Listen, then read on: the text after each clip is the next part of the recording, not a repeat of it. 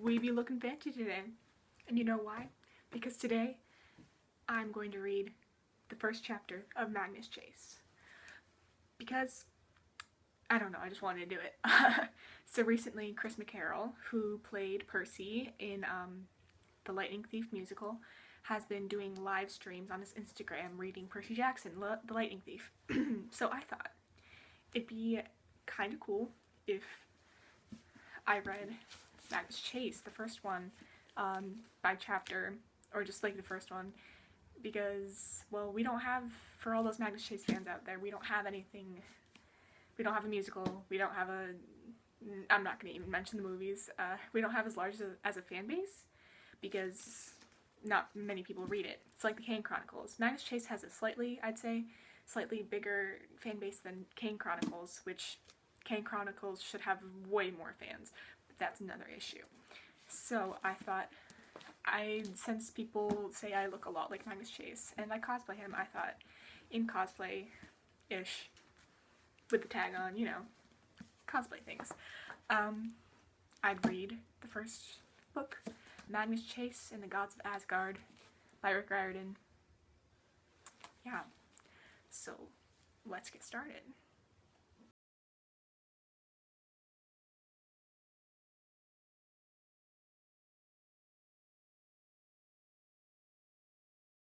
I think I'll start reading this by reading the summary so I can get all y'all to actually read the whole book, because I don't think I'll read the whole book for you guys. But Magnus Chase has seen his share of trouble. Ever since that terrible night 2 years ago when his mother told him to run, he has lived alone on the streets of Boston, surviving by his wits, staying one step ahead of the police and truant officers. One day, Magnus learns that someone else is trying to track him down, his Uncle Randolph, a man his mother had always warned him about. When Magnus tries to outmaneuver his uncle, he falls right into his clutches. Randolph starts rambling about Norse history and Magnus's birthright, a weapon that has been lost for thousands of years. The more Randolph talks, the more puzzle pieces fall into place. Stories about the gods of Asgard, wolves, and doomsday bubble up from Magnus's memory. But he doesn't have time to consider it all before a fire giant attacks the city, forcing him to choose between his own safety and the lives of hundreds of innocents. Sometimes the only way to start a new life is to die. That's really good. Rick Riordan. I'm probably saying his last name wrong, but that's how I say it. Sorry. Magnus Chase, the Gods of Asgard, Sword of Summer. The first one. Chapter 1. Good morning. You're going to die. Yeah, I know. You guys are going to read about how I died in agony, and you're going to be like, wow, that sounds cool, Magnus. Can I die in agony too? No. Just no. Don't go jumping off any rooftops, don't run into the highway, or set yourself on fire. It doesn't work that way. You will not end up where I ended up. Besides, you wouldn't want to deal with my situation. Unless you've got some crazy desire to see undead warriors hacking one another to pieces, swords flying up giants' noses, and dark elves in snappy outfits. You shouldn't even think about finding the wolf-headed doors. My name is Magnus Chase. I'm 16 years old. This is the story of how my life went downhill after I got myself killed. My day started out normal enough. I was sleeping on the sidewalk under a bridge in the public garden when a guy kicked me awake and said, "They're after you." By the way, I've been homeless for the past 2 years. Some of you may think, "Aw, how sad." Others may think, "Haha, loser." But if you saw me on the street, 99% of you would walk right past me like I'm invisible. You'd pray, "Don't let him ask me for money." You wonder if I'm older than I look, because surely a teenager wouldn't be wrapped in a stinky old sleeping bag stuck outside in the middle of a Boston winter. Somebody should help that poor boy. Then you'd keep walking. Whatever. I don't need your sympathy. I'm used to being laughed at. I'm definitely used to being ignored. Let's move on. The bum who woke me up was a guy called Blitz. As usual, he looked like he'd been running through a dirty hurricane. His wiry black hair was full of paper scraps and twigs. His face was the color of saddle leather and was flecked with ice. His beard curled in all directions. Snow caked the bottom of his trench coat where it dragged around his feet. Blitz being about 5'5", and his eyes were so dilated, the irises were all pupil. His permanently alarmed expression made him look like he might start screaming at any second. I blinked the gunk out of my eyes. My mouth tasted like a day-old hamburger. My sleeping bag was warm, and I really didn't want to get out of it. Who's after me? Not sure. Blitz rubbed his nose, which had been broken so many times it zigzagged like a lightning bolt. They're handing out flyers with your name and picture. I cursed. Random police and park rangers I could deal with. Truant officers, community service volunteers, drunken college kids, addicts looking to roll somebody small and weak. All those would have been as easy to wake up to as pancakes and orange juice. But when somebody knew my name and my face, that was bad. That meant they were targeting me specifically. Maybe the folks at the shelter were mad at me for breaking their stereo? Those Christmas carols had been driving me crazy. Maybe a security camera caught that last bit of pickpocketing I did in the theater district. Hey, I needed money for pizza. Or maybe, unlikely as it seemed, the police were still looking for me, wanting to ask questions about my mom's murder. I packed my stuff, which took about 3 seconds. The sleeping bag rolled up tight and fit in my backpack with my toothbrush and a change of socks and underwear. Except for the clothes on my back, that's all I owned. With the backpack over my shoulder and the hood of my jacket pulled low, I could blend in with pedestrian traffic pretty well. Boston was full of college kids. Some of them even more scraggly and younger looking than me. I turned to Blitz. Where'd you see these people with the flyers? Beacon Street. They're coming this way. Middle-aged white guy and a teenage girl, probably his daughter. I frowned. That makes no sense. Who? I don't know, kid. But I gotta go. Blitz squinted at the sunrise, which was turning the skyscraper windows orange. For reasons I'd never quite understood, Blitz hated the daylight. Maybe he was the world's shortest, stoutest, homeless vampire. You should go see Hearth. He's hanging out in Copley Square. I tried not to feel irritated. The local street people jokingly called Hearth and Blitz my mom and dad because one or the other always seemed to be hovering around me. I appreciate it, I said. I'll be fine. Blitz chewed his thumbnail. I don't know, kid. Not today. You gotta be extra careful. Why? He glanced over my shoulder. They're coming. I didn't see anybody. When I turned back, Blitz was gone. I hated it when he did that. Just poof. The guy was like a ninja. A homeless vampire ninja. Now I had a choice. Go to Copley Square and hang out with Hearth, or head toward Beacon Street and try to spot the people who were looking for me. Blitz's description of them made me curious. A middle-aged white guy and a teenage girl searching for me at sunrise on a bitter cold morning. Why? Who were they? I crept along the edge of the pond. Almost nobody took the lower trail under the bridge.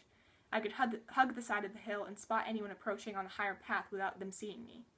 Snow coated the ground. The sky was eye-achingly blue.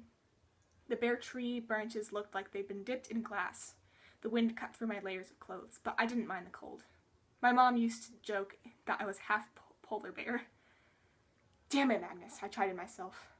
After 2 years, my memories of her were still a minefield. I stumbled over one, and instantly my composure was blown to bits. I tried to focus. The man and the girl were coming this way. The man's sandy hair grew over his collar. Not like an intentional style, but like he couldn't be bothered to cut it. His baffled expression reminded me of a substitute teacher's. I know I was hit by a spitwad, but I have no idea where it came from. His dress shoes were totally wrong for a Boston winter. His socks were different shades of brown. His tie looked like it had been tied while he spun around in total darkness. The girl was definitely his daughter. Her hair was just as thick and wavy, though lighter blonde. She was dressed more sensibly in snow boots, jeans, and a parka, with an orange t-shirt peeking out at the neckline. Blah, blah, blah. I'm reading without my glasses, so haha, good luck for you guys. Her expression was more determined, angry. She gripped a sheaf of flyers like they were essays she'd been graded on unfairly. If she was looking for me, I did not want to be found. She was scary. I didn't recognize her or her dad. Something tugged at the back of my skull, like a magnet trying to pull out a very old memory. Father and daughter stopped where the path forked. They looked around as if just now realizing they were standing in the middle of a deserted park, at no thank you o'clock in the dead of winter. Unbelievable, said the girl. I want to strangle him. Assuming she meant me, I hunkered down a little more. Her dad sighed. We should probably avoid killing him. He is your uncle. But 2 years? The girl demanded. Dad, how could he not tell us for 2 years? I can't explain Randolph's actions. I never could, Annabeth. I inhaled so sharply, I was afraid they would hear me. A scab was ripped off my brain, exposing raw memories from when I was 6 years old. Annabeth. Which meant the sandy-haired man was Uncle Frederick? I flashed back to the last family Thanksgiving we shared. Annabeth and me hiding in the library at Uncle Randolph's townhouse, playing with dominoes while the adults yelled at each other downstairs. You're lucky you live with your mama, Annabeth stacked another domino on her miniature building. It was amazingly good, with columns in front like a temple. I'm going to run away. I had no doubt she meant it. I was in awe of her confidence. Then Uncle Frederick appeared in the doorway. His fists were clenched. His grim expression was at odds with the smiling reindeer on his sweater. Annabeth, we're leaving. Annabeth looked at me. Her gray eyes were a little too fierce for first graders. Be safe, Magnus. With a flick of her finger, she knocked over her domino temple. That was the last time I'd seen her. Afterward, my mom had been adamant. We're staying away from your uncles, especially Randolph. I won't give him what he wants, ever. She wouldn't explain what Randolph wanted, or what she and Frederick and Randolph had argued about. You have to trust me, Magnus. Being around them, it's too dangerous. I trusted my mom, even after her death. I hadn't had any contact with my relatives. Now, suddenly they were looking for me. Randolph lived in town, but as far as I knew, Frederick and Annabeth still lived in Virginia. Yet, here they were, passing out flyers with my name and photo on them. Where had they gotten a photo of me? My head buzzed so badly, I missed some of their conversation.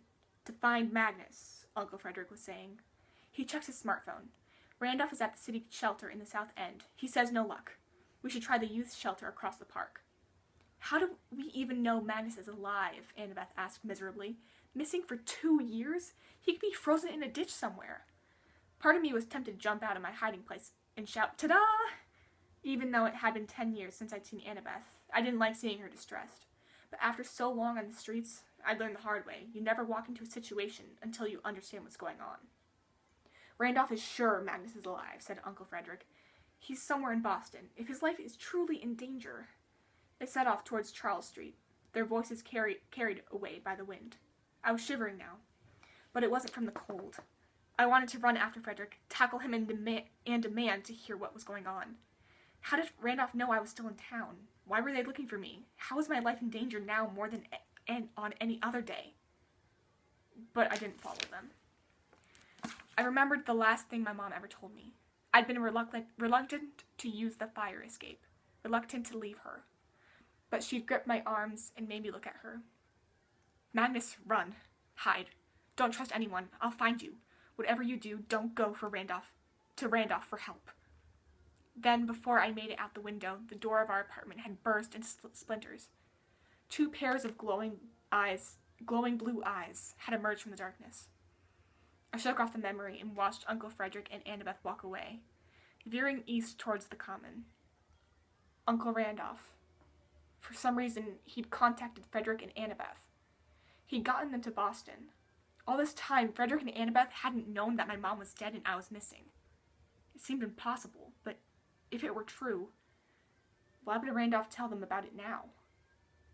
Without confronting him directly, I could only think of only one way to get answers. His townhouse was in Back Bay, an easy walk from here. According to Frederick, Randolph wasn't home. He was somewhere in the South End looking for me. Since nothing started a day better than a little breaking and entering, I decided to pay his place a visit. Yes, thank you for struggling through that with me, because I'm not reading them in the classes, because Magnus Chase cosplay. We have Jack here, who has not shown up yet, but there he is. So, there it is. Let me know if you guys want more readings in Magnus Chase cosplay. Maybe not in this fancy Magnus Chase cosplay, but let me know. It was really fun reading to you guys. So, yeah. Also, probably should mention, welcome to my channel. I've always wanted a YouTube channel, and I decided to start one because there's no better time than like the present because everyone's bored and quarantine stuff. So I'm gonna be posting whenever I feel like it. Probably not gonna have a schedule like I do for TikTok, but I'll let you guys know there's gonna be some cool video opportunities that I'm planning. Yeah. Compilations. Random stuff, you know, the whole biz. More Magnus Chase readings. I could do Trials of Apollo with Lester. That would be really fun. But yeah. I don't know how to say bye because it's recording, but goodbye.